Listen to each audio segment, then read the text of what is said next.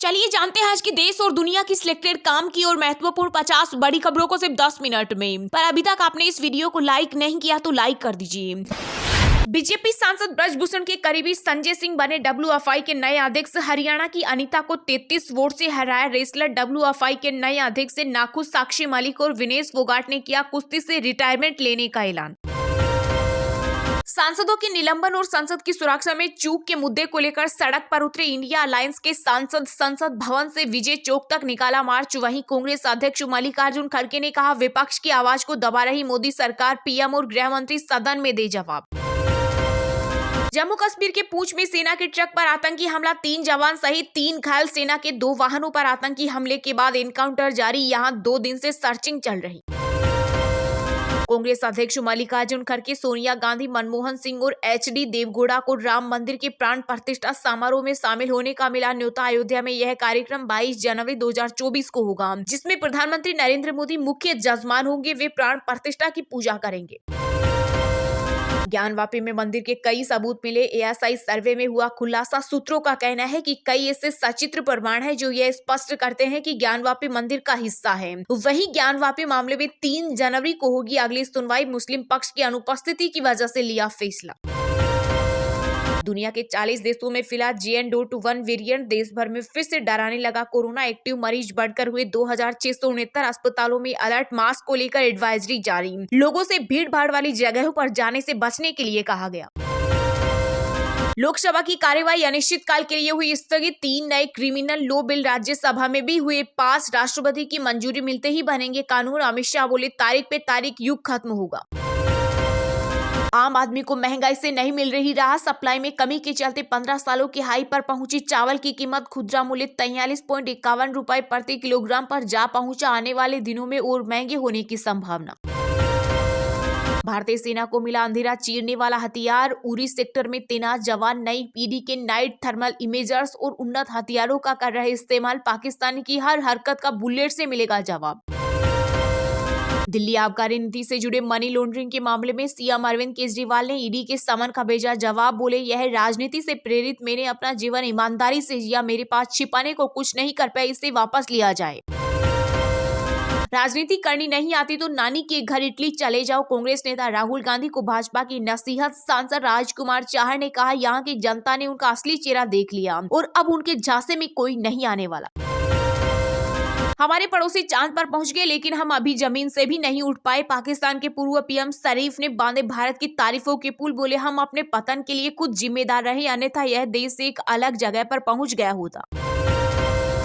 गुरुवार को घंटे भर ठप रही सोशल मीडिया प्लेटफॉर्म एक्स की सर्विस। तकरीबन 11 बजे से पोस्ट नहीं देख पा रहे थे यूजर्स। दुनिया भर में इसके 33 करोड़ उपयोगकर्ता। अगले साल 50 से ज्यादा देश और 20 से ज्यादा पोत के साथ युद्ध अभ्यास करेगी भारतीय नौसेना। 19 से 27 फरवरी तक विशाखापट्टनम में दिखेगा पराक्रम। अब दिल्ली में लोग मेट्रो, बस सहित परिवहन के अन्य सभी मोड में सिंगल टिकट से तय करेंगे यात्रा। परिवहन मंत्री कैलाश गहलोत ने कहा, सरकार जल्द ही एक ऐसी प्रणाली शुरू करेगी जिसके तहत लोग एक ही टिकट का उपयोग कर परिवहन के कई मोड में यात्रा कर सकेंगे। दबदबा है और दबदबा रहेगा। सहयोगी की जीत पर आया डब्ल्यूएफआई के पूर्व अध्यक्ष ब्रजभूषण सिंह का बयान। बेटे ने भी लहराया पोस्टर। संसद का शीतकालीन सत्र खत्म होने के बाद आज से मिशन 2024 में जुटेंगे केंद्रीय गृह मंत्री अमित शाह। अगले 1 महीने तक देश के अलग अलग हिस्सों और प्रदेशों का करेंगे दौरा। शाहरुख खान की मोस्ट अवेटेड फिल्म डंकी का रिलीज होते ही बजा डंका। ढोल नगाड़ों के साथ फिल्म को सेलिब्रेट कर रहे फैंस। दिल्ली शराब घोटाला केस में आरोपी संजय सिंह की जुडिशियल कस्टडी 10 जनवरी तक बढ़ी। 78 दिन से जेल में बंद है आम आदमी पार्टी के सांसद। पश्चिम बंगाल में आगामी 24 दिसंबर को होने वाले गीता पाठ कार्यक्रम में शामिल नहीं होंगे पीएम मोदी। सीएम ममता बनर्जी समेत प्रमुख हस्तियों को दिया गया निमंत्रण। पूर्व प्रधानमंत्री अटल बिहारी वाजपेयी की जयंती पर लखनऊ में होगा अटल गीत गंगा का आयोजन। 24 दिसंबर को साइंटिफिक कन्वेंशन सेंटर में होने वाले कवि सम्मेलन में कुमार विश्वास करेंगे काव्य पाठ। संसद को बना डाला शमशान। मोदी सरकार पर बुरी तरह भड़की शिवसेना। मुखपत्र सामना के जरिए कहा, प्रचंड बहुमत होने के बावजूद मोदी और उनकी सरकार विपक्ष से इतनी डरती क्यों है।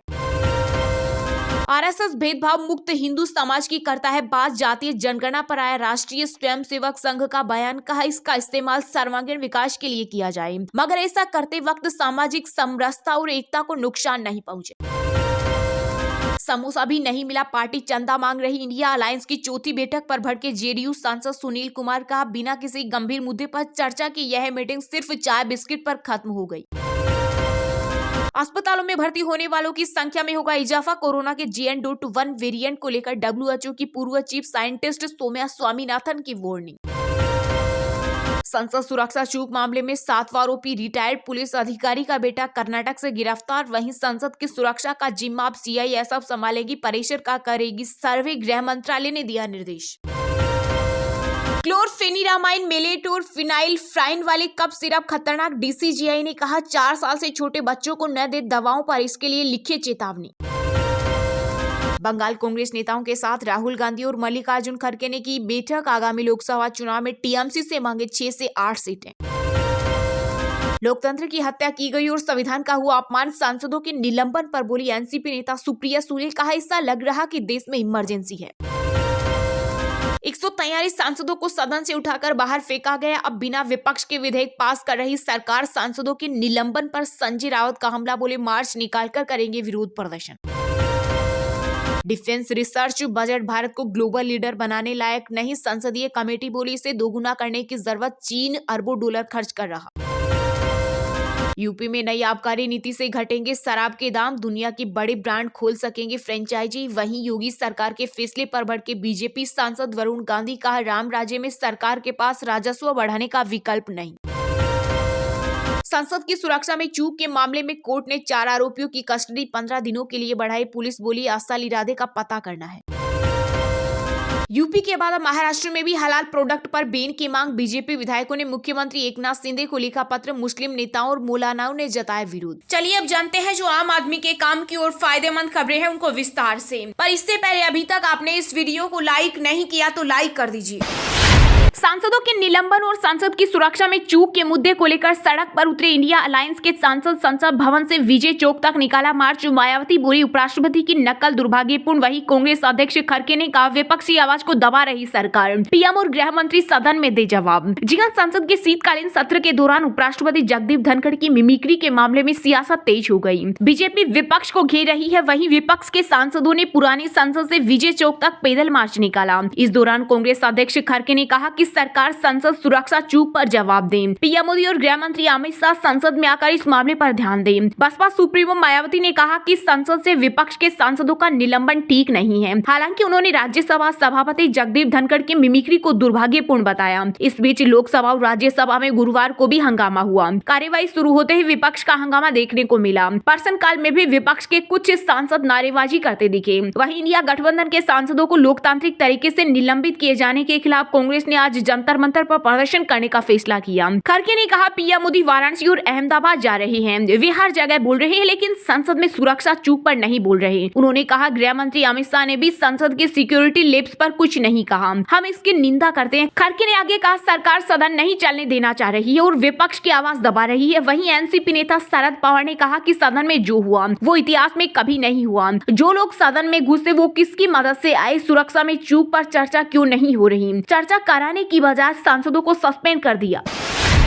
दुनिया के 40 देशों में फैला JN.1 वेरिएंट देश भर में फिर से डराने लगा। कोरोना एक्टिव मरीज बढ़कर हुए 2669। अस्पतालों में अलर्ट। मास्क को लेकर एडवाइजरी जारी। लोगों से भीड़ भाड़ वाली जगहों पर जाने से बचने के लिए कहा गया। जी हां, कोरोना के नए वेरिएंट JN.1 के मामले दुनिया भर में तेजी से बढ़ने लगे हैं। अब तक 40 देशों में इसके केस मिले हैं। भारत में भी इसके 23 मामले सामने आए हैं। सबसे ज्यादा मामले गोवा में मिले हैं जहाँ 19 केस सामने आए। वहीं राजस्थान में भी 2 केस मिले हैं। इसी के साथ केरल और महाराष्ट्र में भी एक केस मिला। नीति आयोग के सदस्य VK पॉल ने बताया कि पिछले 2 हफ्ते के दौरान भारत में कोरोना से 16 लोगों की मौत हुई। हालांकि इनमें अधिकतर लोग डायबिटीज और हार्ट प्रॉब्लम जैसी दूसरी बीमारियों से भी जूझ रहे थे। केंद्र के मुताबिक देश भर में कोरोना के करीब 2669 एक्टिव मामले हैं। इनमें 51 से 92% लोग घरों में ही इलाज करवा रहे हैं। नए वेरिएंट वाले मरीजों में वायरस के लक्षण काफी हल्के हैं। हालांकि घबराने वाली कोई बात नहीं है। वहीं WHO ने JN.1 को वेरिएंट ऑफ इंटरेस्ट में शामिल किया है। विश्व स्वास्थ्य संगठन ने बताया कि अभी तक का विश्लेषण कहता है कि मौजूदा वैक्सीन JN.1 वेरिएंट पर पूरी तरह से कारगर है। इससे लोगों को ज्यादा खतरा नहीं है। हालांकि WHO ने सावधानी के तौर पर एडवाइजरी जारी की है। इसमें लोगों को भीड़ वाले बंद या दूषित हवा वाले इलाकों में मास्क पहनने की सलाह दी गई है। साथ ही आवश्यक दूरी बनाने को भी कहा गया है। वहीं केंद्र सरकार ने राज्यों को एडवाइजरी में कहा कि सभी जिले कोविड टेस्ट करें, पॉजिटिव सैंपल जीनोम सीक्वेंसिंग के लिए लैब भेजें और मॉक ड्रिल करके समय समय पर तैयारियों का जायजा लें। केंद्र के निर्देशों के अनुसार अभी ज्यादा घबराने या तुरंत प्रतिबंध लगाकर सीमा पर निगरानी बढ़ाने की जरूरत नहीं है।